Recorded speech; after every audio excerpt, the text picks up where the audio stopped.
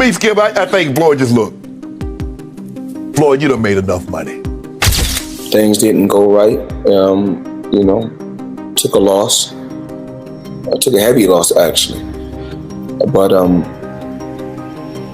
nothing can hold me back. Get back? Yep. Does this man have no shame? No. Is he not easy money Mayweather now? Get that money. Yeah. Shannon Sharpe didn't hold back when the news broke that Floyd Mayweather had reportedly gone bankrupt after a shocking $42 million scam, and his reaction said it all. Instead of sympathy, Sharpe expressed real disappointment, stressing that every legal step, from state to federal requirements, had supposedly been handled the right way. That's what makes the situation even more puzzling. According to Sharpe, this wasn't just bad luck, it was a failure to take full responsibility. He questioned how someone at Mayweather's level, with access to elite advisors and resources, could overlook something this massive.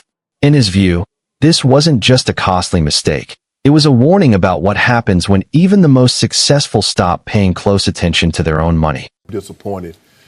The thing is that Floyd is what they call an independent contractor. And what happens is that when you become an independent contractor, Skip, if you make $230 million, they give you two checks or a check for $230 million. It is up to you to take out the deduction and make sure state, federal, and whatever else needs to be deducted is paid to the Internal Revenue Service. As backlash continued to build, Floyd Mayweather finally addressed the criticism, and his response revealed a very different mindset.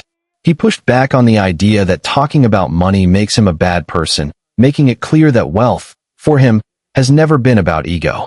Instead, he sees money as a tool, something that unlocks experiences, freedom, and a life most people can't even imagine. In his view, financial power isn't just about having more, it's about living on your own terms. And it's exactly this mindset that drives his bold, often controversial financial decisions. The same moves that leave people questioning whether he's a genius or taking risks too far. Floyd, you seem really comfortable talking about money. A lot of people in the UK are not. So what are your beliefs around money? Just because I talk about money doesn't make me a bad person. I mean, I like to have the finer things in life. Money don't make me, I make money. I like to feed my family. We can't feed our family just saying I love you. Money is able to put us in a position so we can have the finer things in life. So we are able to travel over to the UK and experience and do different things. We're able to travel to Dubai and other countries and have fun and live life and experience different things. So when you're able to make a lot of money, you're able to do those certain things. And for those people that don't have any money, because life is all about having different experiences. Mayweather didn't shy away from the truth. He openly admitted that his entire business strategy revolves around high-risk moves. Instead of playing it safe, he puts his money into ventures most people don't even understand, chasing ideas that feel ahead of their time. But here's the twist, he knows the downside. According to him, this approach can spark innovation, but it also comes with heavy losses. In fact, he revealed that nearly 90% of those investments don't work out. That's not a mistake, it's part of the plan. It paints a clear picture of his mindset outside the ring. Not just a businessman, but a calculated gambler. Someone willing to lose big over and over, all for the chance to hit that one massive win that changes everything. I'm able to bring my team as well as my family around the world so they can experience different things. Something you said earlier, Floyd, it really fascinated me. And it gave me an insight that you really learned about money. Is you said in real estate, you got to know what to do on a small scale first. Yes. And then you went big. And is that because you don't want to take massive risk because you want to be smart with your money? Well, you don't go out there and work extremely hard for so many years and then take every dime you got and just put it into something that you don't know about. Well, a lot of people do, don't they? I mean, and majority of the time you get bad results. 90% of the time you get bad results. Just like boxing.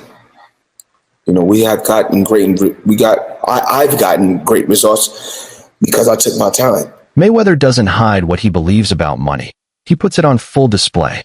From massive bank deposits to stacks of cash across his social media, he makes his wealth impossible to ignore. But for him, it's not just about showing off. It's a statement, a reminder of how far he's come and what he's built. Still, not everyone sees it that way. Critics like Shannon Sharpe raise a different concern. When the focus shifts too heavily toward displaying wealth, does it start to overshadow the discipline needed to protect it? It's the question hanging in the air, whether the image of success is quietly competing with the responsibility required to sustain it. The Money Man is getting ready. Super Bowl weekend, Las Vegas. We had to get the ones. Make it rain. I need everybody. I mean everybody. That girl collection, Thursday, Friday, Saturday, Sunday, the Super Bowl, or whoever win or lose, it don't matter. I need everybody there. Girl collection. Yeah.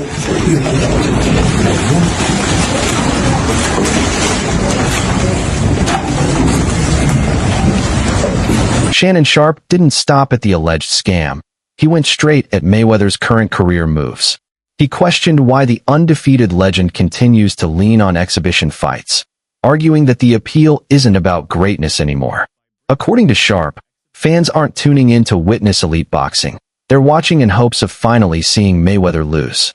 He went even further, claiming these events no longer resemble real fights, but feel more like WWE-style entertainment.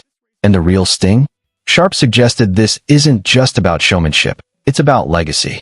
In his view, Mayweather may be cashing in on the very reputation he once built, slowly turning an untouchable legacy into a product designed to sell rather than a standard that defined greatness.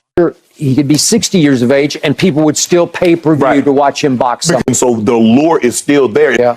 They want to see Floyd get beat, even if it's somebody that's not a name that we are. Man, a YouTuber did something that a world champion couldn't do. Yeah. Didn't? Yes. No. But I saw Floyd Mayweather get knocked down. But at what point does Floyd have enough money not to stoop to do these exhibitions? But at some point, there is athletic dignity attached to 50 and 0, and that's the allure of this.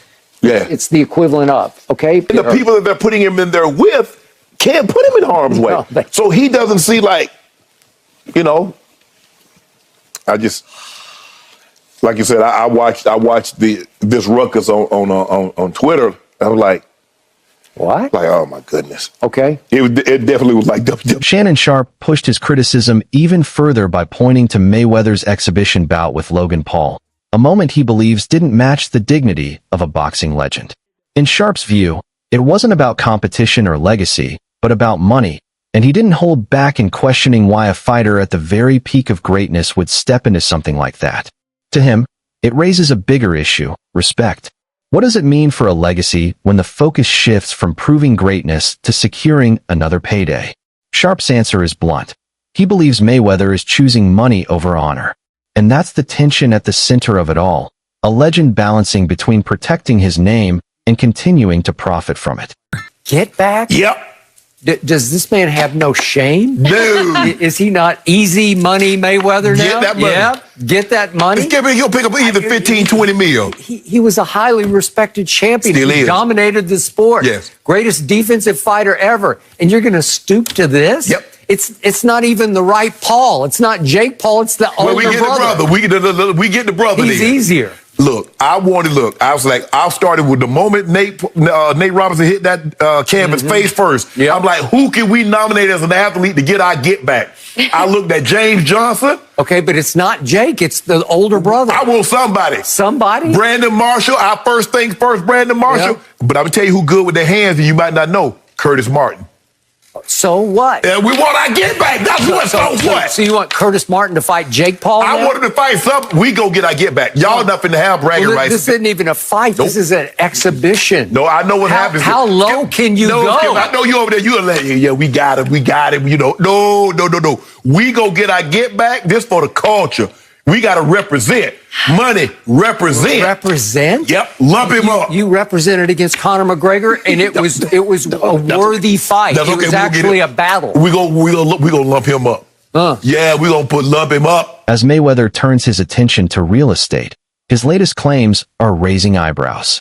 He recently stated that he purchased 1,000 units across 62 buildings in New York, but when people started checking the records, the story didn't quite line up. There's no clear evidence of ownership changes tied to those properties, and even organizations like the NYC Housing Partnership haven't been notified of any such deals. That gap between what's being said and what's being documented has the real estate world asking a serious question.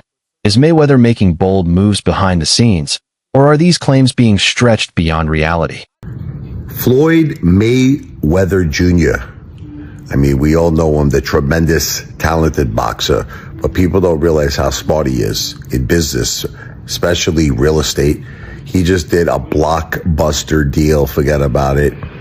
Upper Manhattan, 1,000 units, consisting of 60 buildings, affordable housing, $402 million purchase price. The seller, Black Spruce Management. This is going to be a monster, huge deal.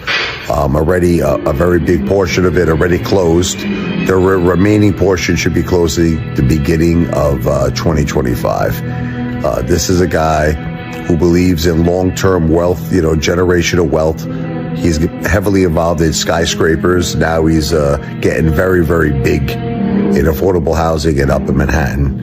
Tremendous deal. $402 million. Once again, 1,000 units, 60 buildings. Forget about it. Maron. That's what I'm talking about. That's smart. That's generational wealth, in my opinion. Not financial advice, not a financial planner, but very, very impressed.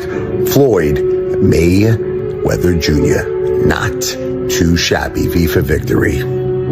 As reporters dug deeper to verify Mayweather's supposed property empire, the story only became more confusing. A representative tied to his business ventures insisted the acquisitions were real, but refused to go on record, raising immediate red flags. Then things got even stranger. During the same call, a man identified himself as James McNair, yet his voice didn't match previous recordings. That inconsistency only added to the mystery. Instead of clearing things up, the entire exchange fueled even more doubt, leaving many to question whether Mayweather's real estate empire is as real as claimed, or something that doesn't quite hold up under scrutiny. What's the point of buying 62 buildings? You buy a couple... I'm not 62 units, I think, right? No, 62 units could be one building.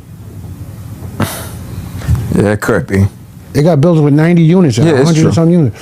He has 62 multifamily units. That's what it says. So that's 62 buildings. Like you just said, it's probably so 62 think about buildings. it. Yeah. If he has that, some of the buildings might be, they might not be in the best condition. Right. So knock it down and build, or knock, if they're side by side, knock both of them down. Don't renew the rents. Let them move out and then build a skyscraper. Or if he makes commercial properties out of some of those. That's what I'm saying. The man claiming to represent Mayweather offered a deeper, more emotional explanation behind these real estate ambitions. He said Floyd's drive comes from his upbringing in affordable housing, an experience that supposedly drew him toward rent-regulated properties. The pitch sounded compelling. Make money while giving back. Invest in communities that reflect where you came from. And once that idea took hold, he reportedly wanted to go all in. It's a powerful narrative, but not everyone is convinced.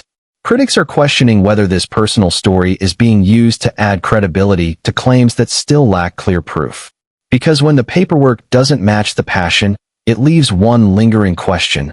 Where does the vision end, and where do the facts begin? He's collecting rent, hustlers.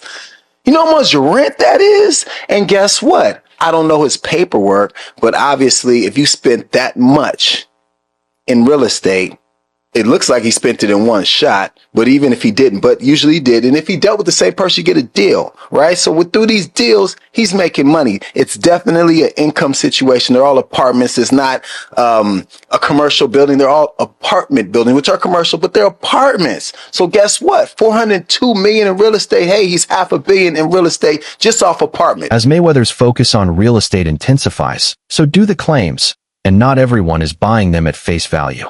Some industry experts believe he may be overstating the scale of his holdings, especially as bold statements continue to outpace verifiable details. On the surface, the vision sounds compelling. Combine massive wealth with meaningful social impact. But when the documentation is unclear and the claims grow more dramatic, doubt starts to creep in. Now the public is left in an uneasy middle ground, torn between admiration for the ambition and suspicion about what's actually real. Hey, who said Floyd ain't still out here doing big deals? Money Mayweather just inked a massive $402 million real estate deal in New York City, buying up 60 apartment buildings from Black Spruce Management, the equivalent of 1,000 apartment units. Now, Floyd said the goal is to be able to provide affordable housing to families that need it. Most of the units are located in Upper Manhattan. And he said that when he was a kid, his dream was just to be able to own a home, and that you can achieve anything if you put your mind to it. Damn, Floyd just bought the block. I'm proud of Floyd. He's come a long way. This is a guy who was once seen burning money in a nightclub. He spent $17 million on a watch. Not to pocket watch him, but people looked at him for years like, yo, he wastes a lot of money. Does he ever give back? And now he's providing affordable housing? Damn, Money Mayweather's come a long way. This is a real good look. It shows evolution. It shows maturity. Not to mention, it's always great to see another person of color become a landlord in New York City. Mayweather often draws a sharp contrast between his era and today's world, where influence can be built in an instant. In his view, rising to the top wasn't easy. There were no shortcuts, no algorithms, and no push-button fame. Every bit of attention, he says, had to be earned through relentless performance, discipline, and results. That grind, he believes, is what makes his legacy authentic and long-lasting. But critics see it differently. They argue that while his past achievements are unquestioned, some of his current moves rely heavily on that reputation, raising concerns that the same legacy built through struggle is now being tested by choices that may weaken it over time. Floyd Mayweather is the most successful boxer in history with a 50-0 record and one of the wealthiest athletes of all time with $1 billion in earnings. But I bet you didn't know it all started with a $750,000 bet on himself. Here's the wild story. In 2006, Floyd Mayweather was 10 years into his boxing career and earning over $5 million per fight. At the time, Mayweather was signed to Bob Arum's top-ranked boxing promotion, a partnership which saw Arum get 25% of Mayweather's fight purse. But Mayweather wanted more, and in 2006, he turned down $8 million to fight Antonio Margarita and said he deserved $20 million to fight Oscar De La Hoya. Arum wasn't happy and wouldn't pay up, so Mayweather paid the $750,000 exit fee in his contract to leave Top Rank. Mayweather then went on to promote his own fights, earning a percentage of every ticket, hot dog, and beer sold at the event, and most importantly, all pay-per-views sold. And just 1 year later in 2007, after leaving Top Rank, Mayweather made $25 million for his win against Oscar De La Hoya. Now that's what happens when you bet on yourself. Floyd Mayweather has claimed he brings in around $30 million a month, figures that, if taken at face value, would push his annual earnings into the billions, even rivaling the scale of tech giants like Bill Gates. Despite officially retiring from professional boxing, he continues to stay active in exhibition bouts, turning his name into a consistent revenue engine. Among fans, one scenario keeps coming up, a rematch with Conor McGregor. It's the kind of fight that would generate enormous global attention and record-breaking payouts. But it also raises a tougher question. At what point does the pursuit of another massive payday start to outweigh the value of a carefully built legacy? It's an open debate, and one that continues to follow Mayweather every time he steps back into the spotlight. But that's it for today's video. Thanks for watching. Stay tuned, and don't forget to keep it locked for what's coming next. Until next time.